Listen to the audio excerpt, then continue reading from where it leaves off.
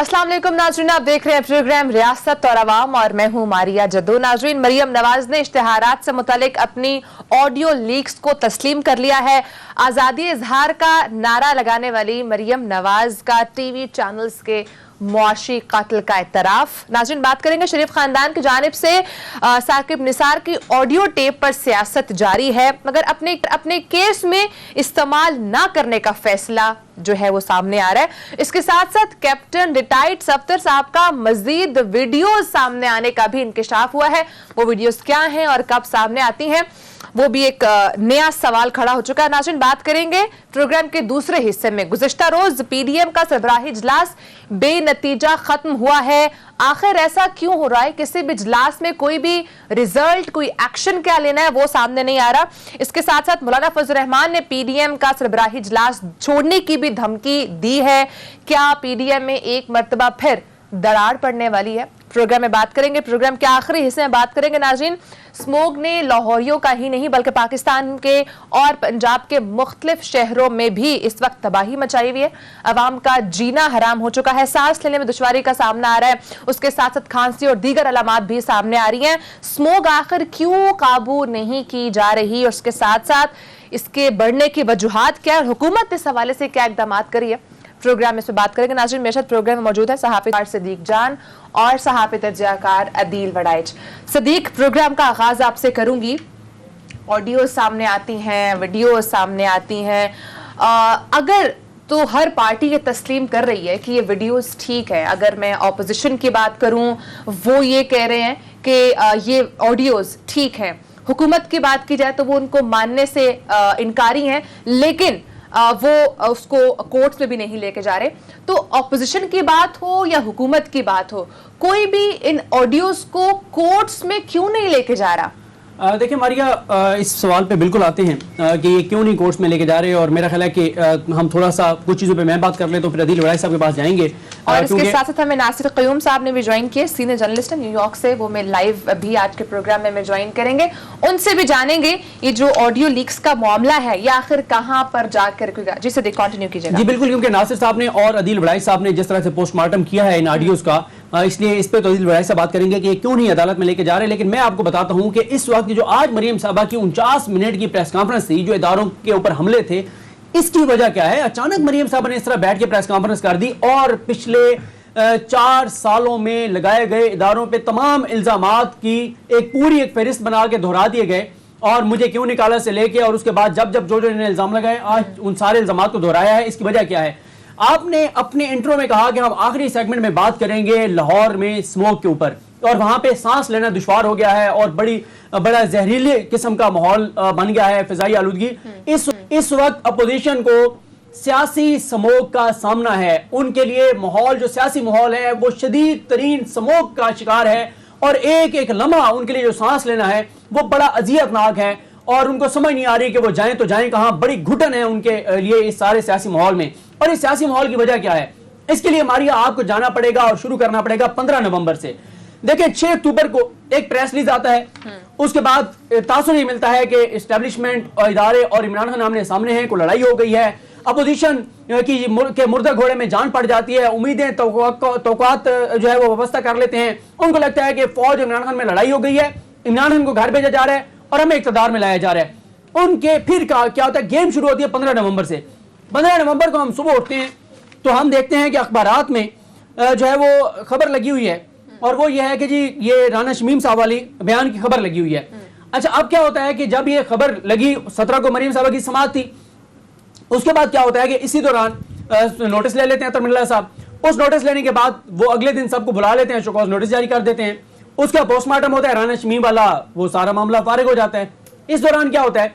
17 को joint session आ जाता है। ज्वाइंट सेशन में अपोजिशन को शिकस्त हो जाती है, बुरे तरीके से शिकस्त हो जाती है। वो उसके बाद वो हिम्मत हार बैठते हैं, उन्हें वो जो उनकी तवक्कुआत थी वो दम तोड़ती हुई नजर आई। फिर क्या होता है? इसी दौरान इलेक्शन कमीशन से फवाद चौधरी जाके और माफी मांग लेते हैं, वो भी महाजराई कम होती है। फिर क्या होता है कि सेनेट के अंदर जनाब होता है कि सेनेट के अंदर भी अपोजिशन को शिकस्त हो जाती है अक्सरियत के बावजूद। इस दौरान फिर और कई डेवलपमेंट सामने आती हैं, और फिर पीडीएम जो है वो पेशावर में जलसा करती है, वो भी फ्लॉप हो जाता है। फिर उसके बाद ये ऑडियो आती है, जहमत नूरानी जारी करते हैं, उसका भी पोस्टमार्टम हो जाता है। फिर उसके बाद ये सारी जब सूरत हाल थी, इस दौरान पीडीएम का कल जो इजलास हुआ, और भी इसमें बहुत सी डेवलपमेंट्स हैं, इन पे बात की जा सकती है, लेकिन मुख्तसर ये है कि कल जब पीडीएम का इजलास हुआ उसमें ये सर जोड़कर बैठ गए कि इसलिए सर जोड़कर बैठ गए कि भाई मसला यह है कि पार्लियामेंट के अंदर भी हमें शिकस्त हो रही है, पार्लियामेंट के बाहर भी हमें शिकस्त हो रही है, और हम जो मोहब्बत भरे खत लिखे थे, हमने जो इस्तदा की थी, हमने जो अर्जी भेजी थी, हमने जो ढील तल्लुकात की बहाली के लिए इदारों को अपीलें भेजी थी, उनको भी कोई जवाब नहीं आया, उनको मुकम्मल तौर पर इग्नोर कर दिया गया। और सबसे बड़ी सजा जो है वो किसी को इग्नोर करना होता है, और कोई भी सियासी जमात उसकी उस वक्त सियासी मौत शुरू होती है जब इररेलेवेंट हो जाती है, और इस वक्त पीडीएम इररेलेवेंट हो चुकी है। ना इनके साथ ईवान के अंदर सपोर्ट है, ना इनके साथ अवाम में सपोर्ट है, ना इनकी के साथ इदारों की सपोर्ट है। अदील वड़ाई साहब ने ट्वीट किया, अदील वड़ाई साहब ने कहा कि जिस तरह के ये ब्लंडर कर रहे हैं, लगता यह है कि इक्तदार में आने के लिए तो हमेशा से इन अपोजिशन जमातों ने एस्टेब्लिशमेंट के कंधे इस्तेमाल किए, लगता यह है कि उनकी मदद के बगैर ये पोजीशन भी नहीं कर पा रहे। अब आ जाए आखिरी बात पर कि कल क्या हुआ।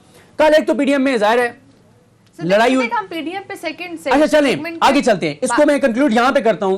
कल जब हमने अपने प्रोग्राम के लास्ट सेगमेंट में बात की थी कि इनकी आखिरी उम्मीद, आसरा, भरोसा वो था इलेक्शन कमीशन ऑफ पाकिस्तान, कल जब वो प्रेस रिलीज भी आ गई तो अब इनको ये लगता है कि ये इमरान खान के सामने पसपा हो चुके हैं, बेबस हो चुके हैं, और इमरान खान जो है उनका रास्ता नहीं रोका जा सकता 2023 में। इस फ्रस्ट्रेशन में आके इदारों को ब्लैकमेलिंग का एक नया प्लान तैयार किया गया है, और मुझे ये लगता है कि शरीफ खानदान ने फौज के साथ, इदारों के साथ आखिरी और फैसला कौन लड़ाई लड़ने का नासिर फैसला कर साहब, लिया। अगर ऑपोजिशन ठीक है और ये ऑडियोज भी ठीक है तो कोर्ट में क्यों नहीं जाते? क्यों पॉलिटिकल एक्सपेक्टेंसी से काम लिया जा रहा है? क्यों हुकूमत भी सिर्फ रिएक्ट करती हुई नजर आ रही है? हुकूमत की तरफ से कोई एक्ट नहीं सामने आ रहा।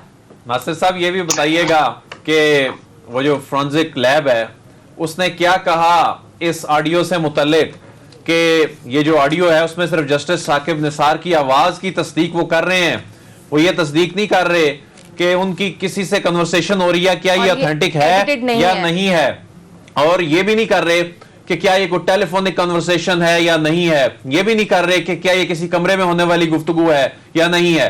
तो ये मामला कितना बड़ा दचका है उस फर्म की जानिब से इस पर अपना ये रिस्पॉन्स देना। जी दील and thank you so much. आपने मुझसे बात, देखिए पहली बात तो ये कि तासुर देने की कोशिश की गई इस ऑडियो में कि जैसे दो लोग आपस में बात कर रहे हैं, टेलीफोनिक कॉन्वर्सेशन है या किसी कमरे में बैठ के आप बात कर रहे हैं, उसका तो हो गया सर बेड़ा गर्क। उस पूरी जो नैरेटिव उन्होंने बिल्ड किया था वो तो हो गया खत्म। देखिए आपकी जो लीडर है बहुत बड़ी यहाँ पे पाकिस्तान मुस्लिम लीग नून की, उन्होंने आज एक प्रेस कॉन्फ्रेंस की और वहां पे बैठ के उन्होंने कहा कि जी अगर ये ऑडियो आधी गलत है तो आधी ठीक भी है। वो वाले जो हिस्से हैं जिसमें नवाज शरीफ के बारे में बात की जा रही है या मेरे बारे में बात की जा रही है तो उसको तो यानी उन्होंने खुद मान लिया कि इसमें से आधी जो है वो जो ऑडियो है वो ठीक हो सकती है और आधी जो है वो तो सर जब आधी अगर मशकूक है तो वो तो कंटामिनेटेड हो चुकी है, उसको तो आप फारिग समझो उस ऑडियो रिपोर्ट को। वो तो उन्होंने खुद भी कह दिया, गैरेट वालों से हमारी बात हुई, अब तो वो किसी की कॉल भी नहीं ले रहे क्योंकि जिस हिसाब से पाकिस्तान से उनको कॉलें आ रही हैं तो किसी भी इदारे के लिए मुमकिन नहीं होता कि इतनी ज्यादा कॉलों को जो है वो एंटरटेन कर सके। जो हमारी जब बात हुई थी लकीली तो उनका ये कहना था कि जी हमें ये कहा गया था कि ये जो साकिब निसार साहब की जो आवाज है इसको ऑथेंटिकेट कीजिए, जो हमने ऑथेंटिकेट कर दी उसके अंदर डेफिनेटली साकिब निसार साहब की आवाज है।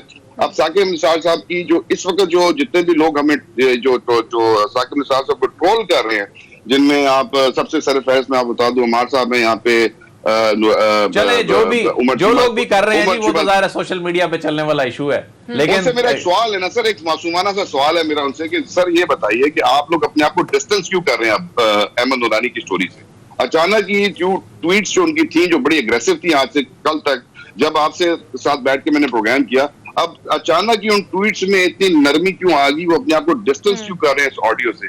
क्या ये वजह है कि इस ऑडियो की हकीकत लोगों के पर आश्कार हो चुकी है या मतलब कोई और रीजन है या किसी और चीज के इंतजार में बैठे हुए जिनमें उनको कोई तसल्ली करवाई गई है कि कुछ और मटेरियल आपको हम प्रोवाइड करने जा रहे हैं, तो उसके ऊपर बात करेंगे। लेकिन सर देखिए इसमें जो बड़ा नुकसान हो चुका है नून लीग का इस ऑडियो टेप का जो फैक्ट फोकस, और ये अहमद नूरानी साहब जो यहाँ पे एक स्टूडेंट हैं अमेरिका में, अमरीकी हुकूमत के खर्चे पे यहाँ पे ये पढ़ रहे हैं यहाँ पे, तो उनके लिए जो अब फ्यूचर में कोई इस किस्म की ऑडियो निकालना बड़ा मुश्किल हो जाएगा अदील वड़ाई साहब, और जो ऑडियोज का मामला वैसे बड़ा मुतनाजा हो गया है। अब कल को अगर किसी की ठीक ऑडियो भी आ जाए तो ऐसे ही लगेगा कि ये इस तरह की बनाई गई ऑडियो है। जिस तरह सिस्टम से एतमाद उठाने की कोशिश की जा रही है लोगों का, मेरा ख्याल है इन्होंने ऑडियो वीडियो से एतमाद उठा दिया। ना सिर्फ मेरे ख्याल से जिस तरह से फॉरेंसिक लैब से अगर हम उसकी इन्वेस्टिगेशन करवाएं तो उस पर तो हमें बिलीव करना पड़ेगा, लेकिन उस पर फर्दर फिर आगे पॉइंट्स भी हमें देखने पड़ेंगे कि उसमें क्या चीज आइडेंटिफाई हुई है और क्या चीज आइडेंटिफाई नहीं हुई। देखिए, मैं आपको एक बात बताऊं, आप सॉरी किसी और से पूछ रहे हैं आप सवाल, या मुझसे आपसे? अच्छा, मैं आपको ये बताऊं कि जी फॉरेंसिक रिपोर्ट के ऊपर मैंने फॉरेंसिक रिपोर्ट्स देखी है, मैं आपको उसके लिंक्स भी भिजवा दूंगा। ये बाकायदा इसके ऊपर एनालिसिस किया जाता है, इसके अंदर बताया जाता है कि हमने कौन से सॉफ्टवेयर यूज किए, हमने किस चीज का एनालाइज किया, हमें क्या मटेरियल मिला, हमें कितने मिनट की वीडियो मिली, हमें कितने मिनट की ऑडियो मिली, हमने कितने घंटे इसके ऊपर लगाए। उसके बाद बाकायदा जो एनालिस्ट होता है उसके सिग्नेचर्स होते हैं। मुझे ये बताया जाए कि 4 लाइनें लिख के ये लोग जो है ना वो उस पर चढ़ा रहे हैं अपने ट्विटर अकाउंट्स के ऊपर। असल रिपोर्ट कहाँ है, मेरा तो क्वेश्चन ये है। और किसने इसको फंड किसने किया, क्योंकि मैंने आपको जैसे बताया कि अहमद दुलानी साहब तो यहाँ पे स्टूडेंट है, यहाँ पे तो सर यहाँ पे हजारों डॉलर लगते हैं फॉरेंसिक कराने के ऊपर। आपको मुझे टेप भिजवाइए, मैं आपको उसका बिल भिजवा दूंगा और उसका आपको कोड भिजवा दूंगा। यहाँ पे आपको हजारों डॉलर पे करने पड़ेंगे। तो सर इनको फंड कौन कर रहा है? सबसे पहले तो ये पूछना चाहिए इनको कि इनको फंडिंग कहाँ से हो रही है। दूसरी बात, और जो मैंने वैसे बताया कि जो आने वाली जो आइंदा ऑडियोज हैं और जो वीडियोज हैं वो बड़ा, और एक और भी खबर देता चलूं आपको। अच्छा, ये जो नुरानी साहब यहाँ पे कम्युनिटी के कुछ लोग हैं, ये खबर है आप लोगों के लिए कि कुछ कम्युनिटी के लोग हैं, उन्होंने इसी बुनियाद पे जो समा ने एक रिपोर्ट चलाई और उसके बाद उसको जोड़ा, उसको साबित किया गया था कि ये जोड़ के टेप बनाई गई है। उसी लैब से राब्ता कायम किया जा रहा है कि उसकी भी फोरेंसिक एक हमें रिपोर्ट आप कंप्रीहेंसिव बना के दी जाए कि वो जो तकरीर के हिस्से जोड़े गए हैं इस रिपोर्ट के अंदर, वो वाकई उस तकरीर के हिस्से इस तकरीर के अंदर जोड़े गए। और अगर ये साबित हो जाता है कि वो तकरीर के हिस्से जोड़े गए, उसकी फोरेंसिक रिपोर्ट भी जा जाती है, तो फिर नून लीग किधर जाएगी और फिर मरियम बीबी कहाँ जाएंगी? ये बड़ी खबर नासिर साहब दे रहे हैं कि अगर वो लैब वो खबर जो उसकी तस्दीक कर देती है उस ऑडियो की जो टेलीविजन चैनल ने चलाई बिल्कुल पैरेलल, कि वही पेस है, वही ऑडियो टेप में है, वही वीडियो में है, और ये भी उसी नासिर साहब उसी फोरेंसिक लैब या उसी एजेंसी से इसकी करवाई जा रही है या जो भी करवा रहा है? जी सर, उसी फोरेंसिक लैब से मैं आपको खबर देता हूँ, उसी लैब से ही रिक्वेस्ट की जा रही है। अभी तक वो उसको सही कोई पॉजिटिव जवाब नहीं दे रहे, क्योंकि उनको पता है कि बड़ा हाई प्रोफाइल केस बन चुका है, हजारों की तादाद में, और बड़े खुश भी हैं, उनके फॉलोअर्स बड़े बढ़ते जा रहे हैं। और आइंदा उनको शायद उनको ये भी उम्मीद है कि हमें कोई इसी हवाले से कोई बिजनेस भी मिल जाए। पूरी दुनिया में रिपोर्ट भी हो रहा है मामला।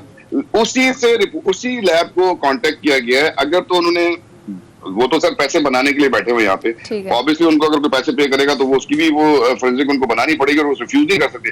अगर वो रिफ्यूज करेंगे गैरेट डिस्कवरी वाले, तो फिर वो पार्टी बन जाएंगे सर इस पूरे केस के अंदर। और ये एक और नुकसान होगा इनके नैरेटिव को जो अहमद दुलानी साहब ने यहाँ पे बिल्ड किया था। ये ऑडियोस ठीक है या नहीं, लेकिन कोई भी पार्टी इसको कोर्ट्स में क्यों नहीं लेके जा रही? इस हवाले से आज मरियम नवाज जब मीडिया से गुफ्तगू कर रही थी तो उन्होंने क्या कहा, जरा ये सुनिए। जब वो खुद ये धब्बा धोएंगे तो उनकी इज्जत में, उनके वकार में इजाफा होगा। बाकी रही मेरी बात, तो मेरे पास ये सब कुछ मौजूद है। अगर मैंने जिस मौके पे भी मुनासिब समझा इसको अपनी एप्लीकेशन का, अपने केस का हिस्सा बनाना, तो मैं ज़रूर बनाऊंगी। लेकिन पहले जब हम ये चीज़ें कोर्ट लेके गए हैं तो हमें नाइंसाफ़ी का सामना करना पड़ा है।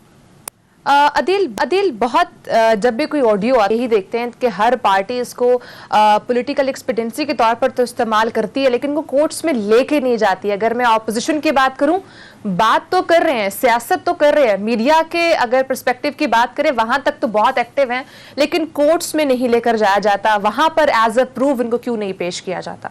एक जाली एविडेंस को लेके जाएंगे, इन्हें मालूम है ये जाली है, इन्हें मालूम है कि ये किस तरीके से बनी है, जाली है, ठीक हो गया, जाली है, इन्हें मालूम है कि फोरेंसिक की जो रिपोर्ट है वो मुकम्मल क्यों नहीं जारी की जा रही। तो अदालत में लेके जाएंगे, अदालत में लेकर जाएंगे। हुकूमत पर तो ये इल्जाम लगा रही है आज, हुकूमत पर तो वो ये कह रही है, हुकूमत पे तो वो ये कह रही है कि साकिब निसार चुप करके बैठे हैं, हुकूमती वुज़रा क्यों बात कर रहे हैं, वो तो हुकूमत पे इल्जाम लगा रहे हैं।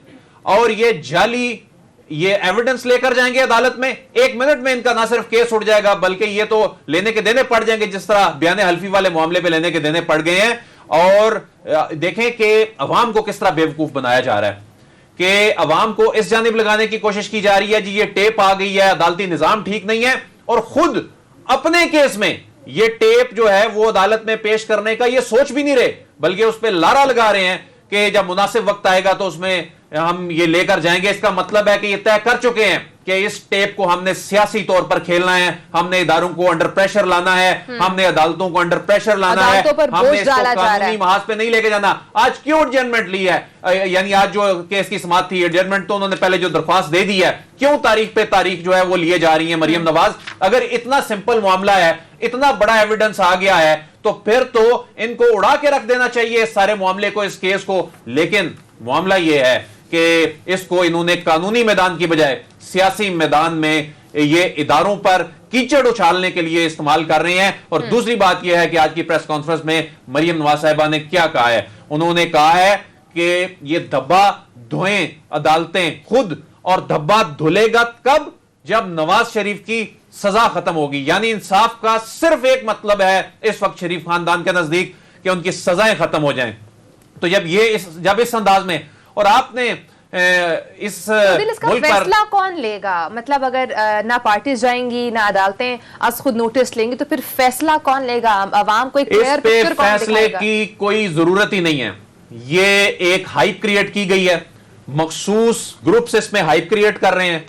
इसमें क्या है क्या इस केस में? कौन सी हाइप? साकिब निसार साहब इस पे बात ही नहीं कर रहे।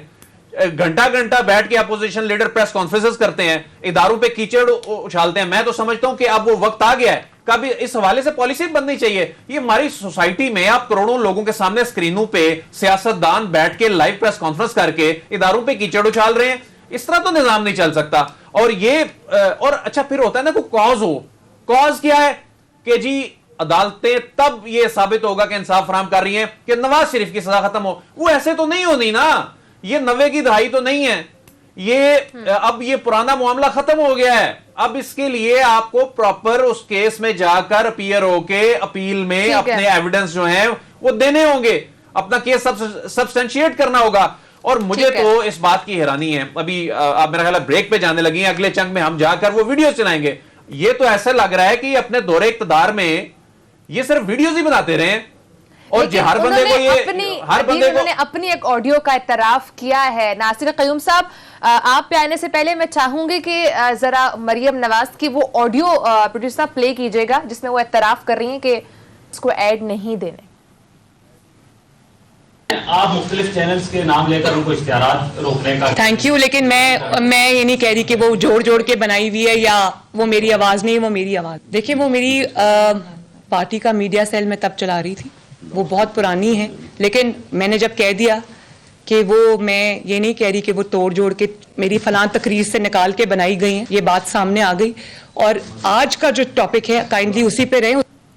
नाज़रीन, ये किस ऑडियो की बात कर रही हैं, किस ऑडियो का इतराफ कर रही हैं, जरा वो ऑडियो भी सुन लें। अदिल, एक तरफ आज़ादी इजहार का नारा लगाया जाता है, लेकिन वहीं पर इसी मीडिया चैनल्स के मुआशी कत्ल का इतराफ भी कर रही हैं और बहुत ओपनली कर रही हैं। मुझे कहीं जिस तरह होता है ना समटाइम्स कि आपको किसी एक्ट पर आप शेमफुल होते हो, वो मुझे कुछ जेस्टर्स नजर नहीं आए मरियम नवाज के फेस पे। इन्होंने सियासी पता खेला अपनी तरफ से। तो देखें जी, साकिब निसार साहब जो हैं वो एक्सेप्ट नहीं कर रहे, तो हम एक्सेप्ट कर रहे हैं। इतना बड़ा इन्होंने सियासी ब्लेंडर किया, लेकिन वो लोग ठीक कह रहे हैं मार्केट में कि शायद ये कोई पहला सच है जो कोई बरसों बाद या दहाइयों बाद सुनने को मिला है कोई शरीफ खानदान से। इस तरह के भी आज जो है ना वो हेडर्स जो हैं वो चलते दिखाई दे रहे थे मीडिया की स्क्रीनों पर कि पहला सच जो है वो सुना है कोई शरीफ खानदान से कि इन्होंने तस्लीम कर लिया। ये इन्होंने बहुत बड़ा एक सियासी ब्लेंडर जरूर किया है। ये तो अच्छी बात है, इन्होंने सच बोला कि ये इन्हीं किया, इन्होंने तस्लीम कर लिया। लेकिन इन्होंने पता सियासी कोई और खेला था, वो पड़ गया महंगा। अब आप किस तरह सेमिनार्स में जाके आजादी इजहार के लेक्चर देंगे? अब आप किस तरह सेमिनार्स में जाके जमहूरियत के लेक्चर देंगे? आप किस तरह जनाब वोट को इज्जत दो की बातें करते हैं, लेकिन आप खुद क्या कर रहे हैं? आप तस्लीम कर रहे हैं कि आपने इन हजारों कारकुनों का मुआशी कत्ल करने का मंसूबा बनाया। क्यों? क्योंकि ये आपके हक में नहीं बोले, इन्होंने अपनी मर्जी की बात करना चाहिए और आपने इनके इश्तिहार बंद कर दिए। इसका मतलब है कि आपने मुआशी कत्ल करने का एतराफ कर लिया मीडिया के इदारों को, और ये बहुत बड़ा सियासी ब्लेंडर है। और ये मामला सियासी तौर पर ये जो आज इन्होंने तस्लीम किया है, ये इनकी जान नहीं छोड़ेगा। अच्छा नासिर क़य्यूम साहब, आप क्या समझते हैं जो मरियम नवाज ने अपनी ऑडियो का इतराफ़ किया, उन्होंने एक्सेप्ट की है कि उन्हीं की आवाज़ है और ये भी कहा है कि मैं नहीं कह रही कि इसको बिट्स एंड पीसेस में जोड़ा गया है, आप क्या समझते हैं, ये क्या उनका सियासी ब्लंडर है या ये उनके लिए हेल्पफुल रहेगा? देखिए, मैं यहाँ पे अमेरिका में काफी अर्से से साफत कर रहा हूँ पिछले 8-10 साल से। अगर मैं ये इनकी आज की प्रेस कॉन्फ्रेंस की ट्रांसलेशन कहीं ले जाऊं किसी गोरे के पास, अक़वाम मुत्तहिदा में या फॉरेन प्रेस सेंटर में या किसी और जगह पे, तो आप यकीन करें कि वो लोग पहली बात तो इसको यकीन ही नहीं करेंगे, वो कहेंगे शायद ये कोई ड्रामा हो, ये कोई वैसे कोई वन एक्ट प्ले हो रहा है यहाँ पे, ये तो कोई प्रेस कॉन्फ्रेंस कोई मुल्क का कोई मोतबर शख्स जो है ये इस तरह की कोई कन्फेशनल स्टेटमेंट दे ही नहीं सकता। ये कन्फेशनल स्टेटमेंट है उनकी जिसके ऊपर बाकायदा कार्रवाई हो सकती है क्रिमिनल, क्योंकि उनके पास कोई किसी किस्म का ओहदा नहीं है। आप एक मीडिया सेल चला रही है, आपके पास अरबों रुपए के ये चीजें सामने आ रही है कि आपने अरबों रुपए के जो है फंड जो है वो दिए किसी को, अगर एक को रोके तो किसी दूसरे को दिए भी तो सही ना आपने। तो ये जो मामला इन्होंने आज जो उठाया है, इसके ऊपर तो यहाँ पे बैरून मुल्क जो लोग हैं ये शॉक्ड हैं कि इतनी बड़ा कन्फेशनल स्टेटमेंट देके तो ये साहिबा अभी तक पाकिस्तान में आजाद घूम रही है। ये कैसे घूम रही है, ये आप मुझे बताइए किस हैसियत में? जी मैं अदील भाई, आप सदीक भाई, आप सदीक जान साहब, आप इतने अर्से से कवर करें, मुझे आप बताइए सर कि किस हैसियत में आप ये ऑर्डर इशू कर सकते हैं? मीडिया सेल चलाने का मतलब तो ये नहीं होता कि आप इंफॉर्मेशन सेक्रेटरी हैं या इंफॉर्मेशन मिनिस्टर है या प्राइम मिनिस्टर है और आपके पास कुछ साबदीदी फंड है। वो जो बदनामे जमाना मीडिया सेल था नासिर क़य्यूम साहब, वो जो बदनामे जमाना मीडिया सेल था और उस पर बड़े इल्जामात भी हैं कि ये बड़ी मुहिम चलाया करता था अमेरिका में। अदील भाई, लोग हमसे यहाँ पे क्वेश्चन कर रहे हैं कि सर आप ये क्वेश्चन रेज कीजिए पाकिस्तान की मीडिया में, अपने चैनल्स पे जहाँ पे आप काम कर रहे हैं कि ये क्या हो क्या रहा है हम लोगों के साथ। सर यहाँ पे ओवरसीज पाकिस्तान से ज्यादा कंसर्न है यहाँ पे पाकिस्तान के जो हालात आजकल बने हुए हैं, जिस तरह ये मीडिया को, जिस तरह ये जुडिशरी को, जिस तरह इदारों को इन्होंने निशाने पे रखा हुआ है, ये बहुत खतरनाक रविश है। और ये लोग अपनी ये जो अगर यही अपनी डिले चाहिए अपने केसेस के अंदर, तो सर कोई और तरीका इस्तेमाल कर लें। इनसे लोग यहाँ पे रिक्वेस्ट करें कि खुदा का वास्ता है हमारे मुल्क के इदारों को और हमारे मुल्क की जो 2-4 जो चीजें रह गई हमारे मुल्क में जो अच्छी, उनको काम करने दिया जाए। और आज की जो उनकी स्टेटमेंट है सर, ये तो क्रिमिनल किस्म की जो है वो उनकी कन्फेशन है सर। ठीक है सिद्दीक, कन्फेशन किया है मरियम नवाज ने खुद, और उसके साथ साथ जिस तरह से आज फवाद चौधरी साहब ने बात, उन्होंने कहा ये जो उन्होंने जो पब्लिक फंड्स का इस तरह से कंट्रोल करना, ये तो एक जुर्म है। तो आप क्या समझते हैं, हुकूमत क्या इस तमाम मामले को क्या कोई कानूनी चाराजोई करेगी, इनको आगे लेकर जाएगी, करनी चाहिए प्रोसीडिंग इस हवाले से? देखिए, मैं ये समझता हूँ कि हुकूमत से ज़्यादा इस वक्त सुप्रीम कोर्ट ऑफ पाकिस्तान को बहुत ज़्यादा एक्टिव होने की जरूरत है। उसकी वजह क्या है कि पिछले हम देख रहे हैं 10-12 लोगों से। आप नहीं समझते कि अगर हम हर मामले पे अगर कोर्ट्स की तरफ देखेंगे और यही कहेंगे कि वो खुद नोटिस लें, तो ये अदालतों पर भी बोझ है? अदालतों पे कोई बोझ नहीं है। उसकी वजह यह है कि पूरे के पूरे इल्जामात जो हैं वो अदालतों पर हैं।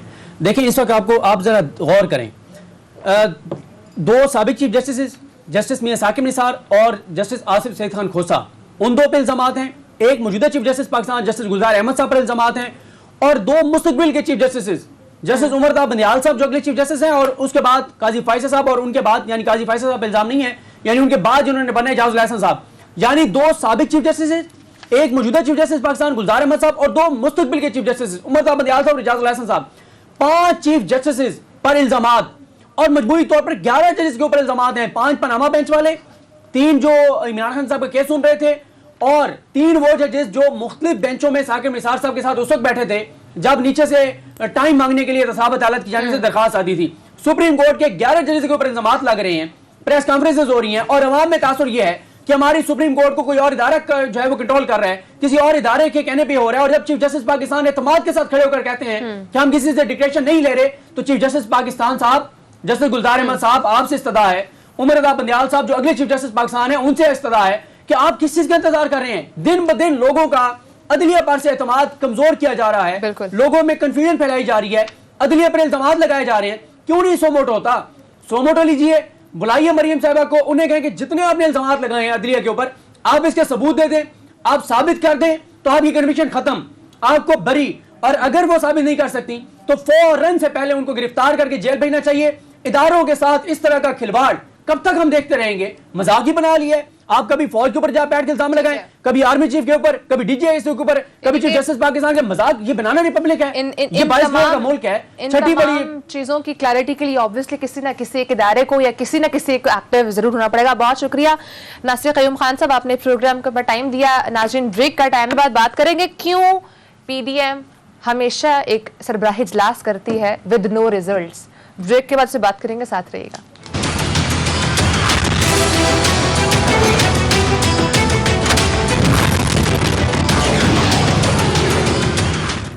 वेलकम बैक नाज़रीन। ब्रेक पर जाने से पहले उन ऑडियोज और वीडियोस की बात होती जो आ चुकी हैं, लेकिन आज मीडिया से गुफ्तगू करते हुए कैप्टन रिटायर्ड सफदर साहब ने कहा है कुछ मजीद भी वीडियोस आने वाली हैं।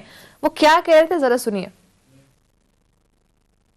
इसके बाद एक सिनेमास्कोप फिल्म आएगी। सब सिनेमास्कोप पुराने लोगों को पता है, पहले फिल्म चलती थी स्क्रीन के आधे हिस्से में, और उसके बाद फिर फिल्म के साथ लिखा जाता था कि सिनेमास्कोप फिल्म। उसका मतलब है कि फुल स्क्रीन पे मजा आए देखने वालों को। वो अभी वो फिल्म आने वाली है। कौम को पता हो गया जी, हर चीज़ का पता हो गया है। बड़े बड़े लोगों की फिल्में भी आएंगी। कोई स्विमिंग पूल में गिरा हुआ है, कोई स्विमिंग पूल से बाहर है, कोई वॉशरूम में गिरा हुआ है, कोई किधर गुमा हुआ है। अदील, मजीद वीडियोस सामने आने वाली हैं। ये फ्रस्ट्रेशन है और ये अंदाज है मजीद प्रेशराइज करने का। ये फ्रस्ट्रेशन किसकी फ्रस्ट्रेशन ये की बात कर रहे हैं? मतलब वो जो बता रहे हैं, समझ नहीं आई कौन जो वीडियोस वो बता रहे हैं वो तो बड़ी सेंसिटिव मैं बता रहा हूँ जी। ये वीडियोस मैं आपको बताऊं कि ये जो कैप्टन सफदर साहब बात कर रहे हैं ना, ये थ्रेट कर रहे हैं। किसको थ्रेट कर रहे हैं? सिस्टम में बैठे लोगों को थ्रेट कर रहे हैं। जाहिर है तमाम बड़े लोगों को मैसेज क्या दिया जाता है? मैसेज ये दिया जाता है कि साकिब निसार साहब जैसे जज के साथ अगर हम ये कर सकते हैं, ऑडियो ला सकते हैं। बड़ाई साहब, आप किस तरफ निकल गए हैं? वो जिन वीडियोस की बात कर रहे हैं आप बराह रास्त उस पे आए, क्योंकि इससे पहले कैप्टन सफदर साहब ये भी कह चुके हैं कि घबराना नहीं है। वीडियो सब की हैं। जब मोहम्मद जुबैर साहब की वीडियोस आई थी तो उन्होंने उस वक्त कहा था कि घबराना नहीं है आपने, सबकी वीडियोस हैं और इससे परेशान नहीं होना, हर जगह आजकल कैमरे पहुंच जाते हैं। तो जो अब ये वीडियोस की बात कर रहे हैं, अगर इस तरह की कोई वीडियो आ गई तो ना तो हम प्रोग्राम में चला सकेंगे और ना उससे बात हो सकेगी। लेकिन एक सॉरी, मैंने कता कलामी की माजरत है दिल बड़ाई साहब, मैं आपको एक चीज बता दूं, ये रिकॉर्ड पे रख लीजिएगा। मेरे पास ये खबर की बुनियाद पे कह रहा हूं कि मरियम नवाज साहिबा ये चाह रही हैं कि रिहाम खान साहिबा को पाकिस्तान लाया जाए और उनको लॉन्च किया जाए इमरान खान के खिलाफ, और आगे उनको 2023 के इलेक्शन के बाद उनको चाहे एज ए सेनेटर आप असम्बली में भेजें, पार्लियामान में भेजें, सेनेट में, या उनको मखसूस नशिस्त में भेजें, और साथ ही इलेक्शन कैंपेन में इमरान खान पे जो गैर अखलाकी किस्म के किस तरह से किया जाएगा यानी कि दोबारा से पैचअप? नहीं, लॉन्च से मुराद ये है कि वो जलसों में सियासत में एंट्री नून लीग के प्लेटफॉर्म, सोशल मीडिया पे जो कुछ करती हैं, उनकी जो बुक है वहां से बैठ के भी कर सकते जो नहीं, एक होता है पॉलिटिक्स में लाके, यहाँ सियासत में लाके, नून लीग के प्लेटफॉर्म से लाके वहां से भी कर सकती है। ये बात अभी गलत नहीं है। यहाँ पे ग्राउंड के ऊपर लाके, और शहबाज शरीफ साहब रेजिस्ट कर रहे हैं, शहबाज शरीफ बहुत ज्यादा मुखालफत कर रहे हैं। लेकिन अदील वड़ाई साहब, मुझे 2023 की इलेक्शन कैंपेन जो है ना, वो 4-5 चीजों पर नजर आ रही है। सबसे ज्यादा मुझे, पहले मैं समझता था कि ये मजहब कार्ड के ऊपर होगा 2023 का इलेक्शन, लेकिन अब मैं समझता हूं ये ऑडियोज और वीडियोस के ऊपर होगा। और देखें, अच्छा।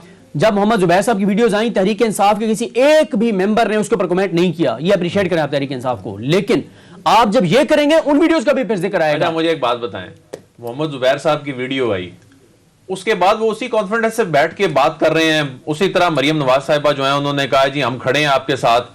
वो क्या हो गया? वैसे देखा जाए तो ये 2-4 दिन की हाइप होती है, और ये जो अभी ऑडियोज आ रही है उनको डिफेंड भी कर रहे हैं। क्या हो गया? 2-4 दिन उन्होंने, मैं बताता हूँ 2-4 दिन क्यों हो रही अदील वड़ाई साहब। वो 2-4 दिन इसलिए हो रही सिर्फ कि हम मीडिया ने एक तो मोहम्मद जुबैर साहब का साथ दिया। हमने किस तरह से साथ दिया? हमने एक तो जाहिर है उसके ऊपर ethically that was not correct. हमने एक तो उसके ऊपर बात नहीं की, दूसरा हमने उनको ढिठाई के साथ मुसलसल 8 बजे के प्राइम टाइम में बिठाया बड़े चैनलों पे, ठीक है। एक बार लोग गुस्से हुए, दूसरी बार हुए, तीसरी बार। अगर तहरीक इंसाफ उसका जिक्र करती तो वीडियोस नहीं भूलनी थी किसी ने। दिल बड़ाई साहब, वो जो ख्वाजा आसिफ साहब ने कहा था ना, मियां साहब लोग पनामा भूल जाएंगे, लेकिन इमरान खान था, नहीं भूलने दिया। ये वीडियोस मैं इसलिए कह रहा हूं कि अब अगर ऑडियोस और वीडियोस पे बात होगी, उस वीडियो का भी जिक्र आएगा। और आपको पता है कि हमारे यहाँ किस किस तरह के गैर अखलाकी किस्म के इल्जामात हैं मुख्तलिफ पॉलिटिकल पार्टीज की खवातीन और मर्द जो हैं उनके ऊपर। तो फिर अगर इस तरफ चलेंगे तो पहले नंबर पे ये होगा, और ये अखलाकी तौर पे बहुत बुरा होगा 2023 की इलेक्शन कैंपेन में। दूसरे नंबर पे मजहब कार्ड होगा जो मौलाना फजल रहमान इस्तेमाल कर रहे हैं, फिर टीएलपी फैक्टर है। तो मुझे तो बहुत ही इंतशार वाली क्या कीचड़ नहीं उछाला गया था इमरान खान साहब के खिलाफ, उनकी अपनी वो जो पार्टी की जो रुकन है उसकी जानिब से वो जो इल्जामात लगाए थे। क्या हुआ? कोई उसकी रीजन ये है कि सदीक जान साहब, ये मामला भी एक्सपोज हो गया है। ये मामला मेरा नहीं ख्याल, 2023 तक side सस्टेन से कर सके। और ये शीशे के घर में बैठ के जो लोग पत्थर मार रहे हैं, मुझे तो समझ नहीं आ रही कि ये किस तरफ लेके जा रहे हैं मामले को, हमारे मुआशरे को किस तरफ लेके जा रहे हैं। अपने जाती सियासी मफादात के पीछे आप कर क्या रहे हैं? सोशल मीडिया और मीडिया के ऊपर आकर बातें किस तरह की ये लोग हमारे जो सियासी रहनुमाएं कर रहे हैं, हमारी यूथ को क्या पैगाम दे रहे हैं, ये तो समझ से बालातर है। और सिद्दीक साहब, मैं जो शुरू से मैंने जो बात की थी ना शुरू में, वो मैंने इसलिए की थी कि ये जब रिटायर्ड जजों को गवर्नर लगा देते हैं ना, बहुत से अभी रिसेंटली अभी जब इन्होंने सिंध का गवर्नर लगाया, इन्होंने सिद्दीकी साहब को लगाया था अपने दौर में, तो वो किसी ने कहा कि क्या जरूरत है कि उनकी एज जो है वो बिल्कुल वो अपनी उम्र के आखिरी हिस्से में उनको लगाने की। तो बेसिकली ये पैगाम होता है, ये पैगाम होता है इदारों को कि हम किस तरह नवाजते हैं। ठीक है कि जब शख्स जो है उसकी टांगे कब्र में भी हो, हम तब भी नवाजते हैं, और जब अपना काम नहीं बन रहा तो इस अंदाज में फिर ये थ्रेट भी किया जाता है कि हम फिर इस तरह जाली वीडियो भी, जाली ऑडियोज इस तरह भी ले आते हैं। हम जब मामले को, जब उन्होंने मेलाइन करना है इदारों को या किसी शख्स को, तो ये एक थ्रेट करने का भी तरीका है। बिल्कुल नाज़रीन, अगले टॉपिक की तरफ मूव करेंगे। नाज़रीन, गुज़िश्ता रोज पीडीएम का सरबराही इजलास हुआ, लेकिन हमेशा की तरह जैसे जैसे इजलास होता है उसके बाद कोई रिजल्ट, कोई नतीजा समझ नहीं आता, एक इत्तफाक राय नहीं पैदा हो पाता ऑपोजिशन पार्टीज के दरमियान। सिद्दीक, कल फिर एक इजलास बेनतीजा खत्म हुआ, आप क्या समझते हैं, रीजन क्या है, क्यों एक किसी नतीजे के ऊपर पीडीएम नहीं आ पाती, और चाहे वो जल्द से जुलूस करने हैं या चाहे इस्तीफे देने हैं, किसी एक मामले पर क्यों इत्तफाक राय पैदा करने में नाकाम हो रही है पीडीएम? जो हमारी डायलॉग है ना इंडियन एक फिल्म का, जो हम अदालतों के बारे में इस्तेमाल करते हैं, तारीख पे तारीख, तारीख पे तारीख, पीडीएम की बहुत सारे सूरत हाल है, तारीख पे तारीख, तारीख पे तारीख। इमरान खान के वज़ीर-ए-आज़म बनने से लेके कल के दिन तक आप मुझे पाकिस्तान की एजेंसीज हैं जिन पे हमें फ़ख्र भी है, जो बहुत कॉम्पिटेंट हैं, जिन्होंने दुश्मनों को बहुत सरप्राइज भी दिए हैं, मैं चैलेंज करता हूँ कि पाकिस्तान की उस एजेंसी के पास भी टोटल तादाद नहीं होगी कि पीडीएम और उसके हामियों ने पीडीएम बनने के पहले और बाद टोटल पिछले 3 साल में कितनी बार हुकूमत के घर जाने की तारीखें दी। उनके पास भी ये डाटा नहीं होगा क्योंकि इतनी बार दिया गया है और इतनी बार बताया गया। आप याद करें सबसे ज्यादा कब बात हुई? जब 2019 में मौलाना फजल रहमान आजादी मार्च लेकर आ रहे थे। क्या बात हुई? बात ये हुई कि जनाब वो मौलाना साहब ऐसे नहीं आ रहे, अब सड़कों पर फैसले होंगे। और मैं आपको ये बताऊं, बड़े बड़े तजियाकार, एक को तो मैं जाती तौर पर जानता हूं जिन्होंने सबसे ज्यादा अंत मचाई अपने प्रोग्रामों में कि अब सड़कों पर खून बहेगा, अब इंतशार होगा, गया, हर चीज हाथ से निकल गई। जब मौलाना वापस गए उस दिन के बाद उनके सारे प्रोग्राम यूट्यूब से डिलीट कर दिए गए थे। सारे प्रोग्राम उनके मौलाना की रवानगी से पहले से लेके मौलाना की वापसी के दरमियान के तमाम उस चैनल के यूट्यूब चैनल से उड़ा दिए गए वो प्रोग्राम जिसमें उन्होंने बताया था कि मौलाना लेते जाएगा। तो मौलाना भी मायूस हो चुके हैं, वो कह रहे हैं कि मैं सरबराही पीडीएम की छोड़ दूंगा। इस पे अदील भाई साहब बात करेंगे, लेकिन एक चीज का मैं और इजाफा कर दूं। उसके बाद क्या हुआ? जब मौलाना आ गए, कहा गया कि ऐसे नहीं मौलाना आ सकते थे इस्लामाबाद, ये इदारों ने उनको आने दिया, इमरान खान तो कभी भी नहीं आने देता था। जब मौलाना फिर, और ये लगा कि मौलाना तो अगले वज़ीर-ए-आज़म बन रहे हैं। हमारे कई सहाफी भी अंसारुल इस्लाम की वर्दियां पहन के चढ़ गए स्टेज के ऊपर, कई जो है वो जाके हमारी खवातीन एंकर भी स्टेज के ऊपर चढ़ गई। जब मौलाना वापस गए फिर क्या कहा? मौलाना कच्ची मट्टी पे पैर नहीं रखता, ऐसे नहीं गया, किसी वजह से गया है। दिसंबर में हुकूमत चली जाएगी, दिसंबर में कहा मार्च में चली जाएगी, फिर पीडीएम बनी। पीडीएम में जो कुछ हुआ 5 जनवरी को इस्तीफे भी देने थे, तो इसलिए सीरियस ना अदील, कल के सरबराही इजलास के अंदर क्या क्या हुआ है? कल काफी गर्मा गर्मी रही है, जराये ये बता रहे हैं और यही बता रहे हैं कि मौलाना फजल रहमान ने कहा है कि अगर इसी तरह से ही चलता रहा, इत्तेफाक राय ना पैदा हुआ, तो मैं इस पीडीएम की सरबराही छोड़ दूंगा, जिस पर नवाज शरीफ साहब ने थोड़ा सा काम डाउन किया। देखें, मौलाना के साथ ना ये हाथ कर रहे हैं क्योंकि मौलाना दो तरीकों से या पीडीएम जो है वो टफ टाइम दे सकती है हुकूमत को। एक तरीका है, चलिए वो भी हम अपने शो में बता देते हैं। एक तरीका है कि इस्तीफे, ठीक है। दूसरा तरीका है स्ट्रीट पावर, जिस तरह जी यहां आकर बैठ जाएं, 126 दिन भी धरना देना पड़े। रिजाइन पर पीपल्स पार्टी नहीं मानेगी। नहीं, नून लीग भी नहीं मानेगी। मेरी बात ये लिख लें, मई 2023 से पहले चाहे 100 इस्तीफे आ जाएं, 150 इस्तीफे आ जाएं, जितने भी इस्तीफे आ जाएं, उन पर बाई इलेक्शन होगा। आप तो इमरान खान को 2 तिहाई अक्सरियत दिलवा देंगे 2023 से पहले ही। इसका मतलब है आप इलेक्शन तो नहीं लड़ेंगे इस्तीफे देने के बाद। यह मुमकिन ही नहीं है, नून लीग कभी होने ही नहीं देगी। पाकिस्तान पीपल्स पार्टी तो वो बेवकूफ है, वो उनको ज्यादा से ज्यादा सिंध में जाके अगली मर्तबा भी अगर हिस्सा मिला तो मिलेगा, तो वो भी अपने हाथ से वो छोड़ दें। दूसरी बात है स्ट्रीट पावर। अभी आपने लेकिन अगर इस्तीफे आ जाते हैं तमाम, नहीं आएंगे, वो बाई इलेक्शन, ज़िमनी इलेक्शन होंगे, ज़िमनी इलेक्शन होंगे, तो फिर ज़िमनी इलेक्शन नहीं होंगे। रह पाएगी। हुकूमत किस कहाँ तरह से? लिखा है, कौन सी किताब में लिखा है कि इस्तीफे आ जाए वो हुकूमत चल नहीं रहती? पाएगी हुकूमत नहीं, opposition किस के किताब बगैर? में लिखा है कि इस्तीफे आ जाए हुकूमत नहीं रहती? किताब में ये लिखा है, ये जो आइन करते हैं, जमहूरियत करते हैं, उसमें सिर्फ एक बात लिखी है कि 60 दिन में इलेक्शन कराने हैं। वो 60 दिन में इलेक्शन कराने पड़ेंगे इलेक्शन कमीशन को। 4 महीने का टाइम होता है जनरल इलेक्शन से पहले। अगर उसके बाद आए फिर वो जिमनी इलेक्शन का फायदा नहीं होता, उससे पहले जिमनी इलेक्शन होने हैं। दूसरी बात है स्ट्रीट पावर की। स्ट्रीट पावर आपने देख लिया अभी जो इन्होंने वो जलसा किया, पेशावर recently। कोई मेरा ख्याल है कोई 100-150 बंदा था। और मीडिया, मैं समझता हूं कि मीडिया भी ज्यादती करता है कि यानी 9 जमातें अगर इकट्ठी हो के 200 बंदा नहीं निकाल सकती, तो उनको आप स्क्रीन पर सारा दिन 22 करोड़ अवाम को दिखा रहे हैं, उनको बंदे तो निकालने दें, स्ट्रीट पावर तो उनको शो करने दें। तो ये 2 चीजें हैं जी, इन 2 चीजों से टफ टाइम देना है। मौलाना बेचारे पार्लियामान से बाहर हैं, पहली मर्तबा मौलाना हुकूमत और पार्लियामान से बाहर हैं, तो उनके लिए ज्यादा तकलीफ दे है, और ये मौलाना के साथ अच्छा नहीं कर रहे। जो 2 टेक्निक्स हैं जो भी अदील ने बताई हैं, एक फर्स्ट रेजिग्नेशन और दूसरा ये कि जल्द से जुलूस किए जाए अगर ऑपोजिशन की तरफ से, तो हुकूमत को टफ टाइम दिया जा सकता है। नाज़रीन, ब्रेक के बाद नाज़रीन बात करेंगे स्मोक के हवाले से हुकूमत क्या कर रही है, क्या इकदाम हो रहे हैं और किस तरह से अवाम के लिए जीना दुश्वार हो रहा है, इसके पीछे वजह क्या है, क्यों इतनी ज्यादा स्मोक इस वक्त न सिर्फ लाहौर में बल्कि पंजाब के दीगर हिस्सों में भी हम देख रहे हैं। इसके ऊपर ब्रेक के बाद बात करेंगे, साथ रहिएगा।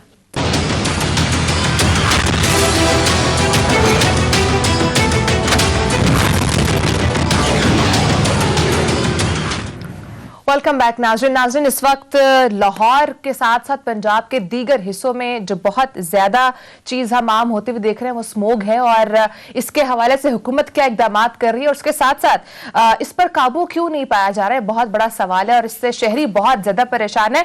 सिद्दीक, सबसे पहले तो ये बताइएगा ये क्यों इतने ज्यादा लेवल पे प्रिवेल कर रही है और उसके साथ साथ हुकूमत इसके ऊपर क्या इकदाम कर रही है, क्या कोई एक्शन इस हवाले से लिए जा रहे हैं? देखिए, हुकूमत ज़ाहिर है बहुत से एक्शंस ले रही है, लेकिन मसला ये है कि लाहौर और ये लाहौर, फैसलाबाद, गुजरांवाला, ये जो बड़े शहर हैं, ये ख़ासतौर पे यहाँ पे जिस तरह से, और लाहौर को अगर आप स्पेसिफिक बात करें, लाहौर के सीने में जिस तरह से शहबाज शरीफ साहब का जो शौक था सरिया और सीमेंट का, जिस तरह से लाहौर के सीने में सरिया और सीमेंट ठोंका गया है, उसने तबाह करके रख दिया है वहाँ के माहौल को। देखें मसला क्या हुआ, शहबाज शरीफ साहब ने और नवाज शरीफ साहब ने अपने 10 साल दौर में, जब 2008 से 2018 तक 70% पंजाब का बजट सिर्फ लाहौर पे खर्च किया। हालत यह है कि बड़े बड़े हॉस्पिटल सिर्फ लाहौर में, सारे मंसूबे लाहौर में। अब आप देखें कि अक्सर इतना इग्नोर किया बाकी अस्पतालों को कि नॉर्मल डिलीवरी के केसेस भी, पेशेंट जो है वो, खवातीन जो है वो लाहौर आ रही होती हैं। अब मसला एक और क्या हुआ, आपने लाहौर के ऊपर सारा पैसा खर्च करके, और नवाज शरीफ साहब लिया जाके खिताब करते हुए कहते हैं लिया वालों तरक्की देखनी है तो लाहौर आ जाओ। सारे वहां से सामान उठा के पहुंच गए, फिर लाहौर में इतनी गुंजाइश नहीं थी जितनी वहां पे लोग आ गए। मसला यह है, और 15 चीजें हैं, ये 15 चीजें हैं जो इस वक्त वजह हैं। एक, जो माजी में दरख्तों की बेदरक कटाई की गई, फिर माजी में लाहौर में तरक्याती मंसूबों के लिए जो है जिस तरह से उसको कंक्रीट का शहर बना दिया गया दरख्त काट कर, माजी में शजरकारी और दरख्त लगाने के अमल को प्रमोट नहीं किया गया, फिर ज्यादा धुआं और नुकसानदेह आलूदा मवाद छोड़ने वाली गाड़ियां हैं, फसलों की कटाई के बाद किसानों की जानिब से फसलों के फजला और बाकियात के जलाने का अमल, फिर किसानों को आगाही देने में नाकामी जिससे किसान फसलों की बाकियात को जलाने का अमल जारी रखे हुए हैं, फिर भट्टों की जानिब से फिजाई आलूदगी, जदीद टेक्नोलॉजी पर मुंतकिल होने में उनको हिचकिचाहट है, हुकूमत कोशिश जरूर कर रही है, सनती आलूदगी, सनती यूनिट्स की जानिब से आलूदा मादा जो उसका अखराज जो है और धुआं फैलाने वाली फैक्ट्रीज, फिर शहर और मज़ाफ़ात में मुख्तलिफ मकामात पर फजले को जलाने का अमल जिसमें टायर हैं, प्लास्टिक, रबड़ और दीगर फजले वाली चीजें हैं, फिर आबादी में बेतहाशा इजाफा, हाउस सोसाइटीज के लिए दरख्तों की कटाई, माहौल की तबाही, कंस्ट्रक्शन के मकामात पर जो है वो गर्द के उड़ने से आलूदगी में इजाफा, नाकिस ईंधन का इस्तेमाल जिससे फिजाई आलूदगी बढ़ती है, और कंस्ट्रक्शन मवाद की खुली डंपिंग और इसे ढांप कर ना रखने से भी फिजाई आलूदगी में इजाफा होता है। कंस्ट्रक्शन मवाद लेवल पर हाउसिंग सोसाइटीज बनती हैं, क्या उस तमाम पूरे प्रोसेस में क्या इन्वायरमेंटल फैक्टर्स चेक होते हैं? नहीं होते, क्योंकि हमारे इदारे करप्ट हैं और दरख्तों की कटाई की जाती है और कोई इदारा देखने वाला नहीं होता। कंस्ट्रक्शन का मवाद जैसे कि रेत है, मट्टी है, सीमेंट है, इसको बगैर डांपे एक जगह से दूसरी जगह मुंतकिल करना, और फिर जाहिर है भारतीय पंजाब में जो किसानों की जानिब से चावल की फसल की बाकियात को जलाने का अमल है उससे भी लाहौर में आलूदगी हो रही है। मसला यह है कि ये कोई एक्शंस लिए हैं? हुकूमत के एक्शंस बड़े लंबी चौड़ी उसकी तफसील है। 1 बिलियन ट्री मंसूबा भी तो था, क्या उस हवाले से लाहौर में कोई काम नहीं हुआ? बहुत ज्यादा काम हुआ है, बहुत ज्यादा दरख्त लगाए जा रहे हैं, लेकिन ये देखें मारिया, इसमें हम सबको अपना किरदार अदा करना होगा। देखें, इतने लोग आज तक पाकिस्तान में दहशतगर्दी से उनकी जाने नहीं गई जितनी हर साल माहौलियाती दहशतगर्दी से जाने चली जाती हैं। हम सब की भी जिम्मेदारी है। इस पर हम इस टॉपिक पे बात करते रहेंगे। अभी अदील वड़ैच साहब से बात कर लें अब, क्योंकि ये एक ऐसा मौजूद है जिसपे हमें बहुत ज्यादा बात करनी चाहिए, क्योंकि ये आने वाली नस्लों का मसला है, ये हम सबकी जिंदगियों का मसला है। लेकिन इस पे सबसे कम बात होती है क्योंकि हम लोग ये समझते हैं कि इससे रेटिंग नहीं आती, तो हमें इसलिए इस पे बात नहीं करनी चाहिए। अदिल, आप ये समझते हैं इस तमाम सिचुएशन को कंट्रोल करने के लिए क्या ऐसे फैक्टर्स हैं जिनके ऊपर इमीडिएटली हमें काम करने की जरूरत है? जिस तरह सदीक साहब कह रहे हैं ना कि टीवी चैनल जिस तरह के इश्यूज पे बात नहीं करते क्योंकि रेटिंग नहीं आती, तो बात बिल्कुल ठीक है। इसी तरह पॉलिटिक्स में भी रेटिंग नहीं आती, सियासत में भी रेटिंग नहीं आती। सियासत में किन चीजों से रेटिंग ली जाती रही? कंक्रीट के शहर बना दो, सड़क बनी है उसके ऊपर एक और पुल बना दो। अगर ये बसें नाकाफी पड़ गई हैं तो वो कोई ट्रेन कर्जे लेके ना अरबों डॉलर के, वो जो आपने जिनका सूद बरसों अदा करना है वो चला दो।